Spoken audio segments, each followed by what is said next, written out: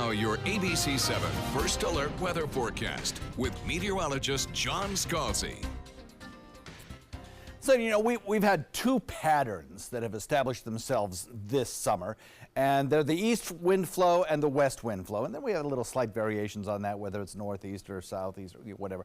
But basically an east flow or a west flow. Right now we're in the west flow, and that tends to favor these little morning showers, small things that we get during the dawn hours. And then again, another maximum of shower chances at about this time through maybe the next hour or two before everything moves inland and we're left with a pretty quiet afternoon.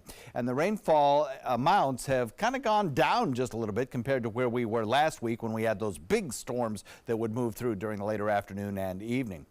We'll return to that east wind pattern with those late afternoon showers and thunderstorms. But for the next couple of days, we're going to have a pattern very similar to what we had yesterday and to what we have again today. 85 degrees the current air temperature. We have a heat index of 94. Plenty of moisture around thanks to the southerly westerly wind flow across the area.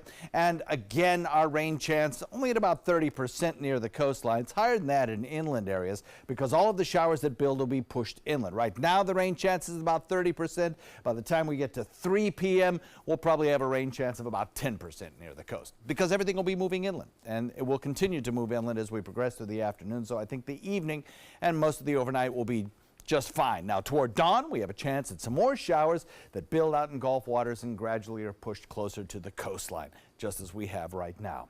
As far as total rainfall amounts go, probably not get all that many. We have an isolated shower popping up here and there. Right now the heaviest of the rain falling near Rotunda on its way toward Northport, but nothing all that heavy. Forecast calls for a general westerly wind to continue for 2 more days. Then the high pressure ridge turns the wind around to an east wind, which favors showers and thunderstorms building in the afternoon and drifting back toward our coastline. So 2 more days of the east wind.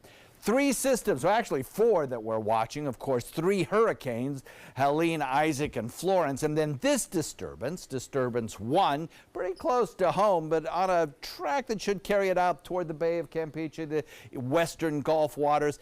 There it has a good chance of developing, but then most likely drift up toward Texas or toward Mexico. Of course, Florence, the big one. Right now, this just in, Category 4 storm now. It was a special report issued just after the 12 noon hour that has increased the intensity to 130-mile-an-hour winds. So the forecast of intensity is kind of upped just a little bit with perhaps a landfalling hurricane of a Category 3 or 4 status. We'll see how that plays out. Of course, its effect all along the eastern seaboard will be great in terms of erosion and heavy rain. West wind coming in at about 10 knots for us today. We'll look for a chance of rainfall at about 30% today and tomorrow, probably on Wednesday as well. Kind of a transition day on Wednesday as the winds shift and we return to that east wind pattern, which will bring us later day showers and thunderstorms and a rain chance of about 40%.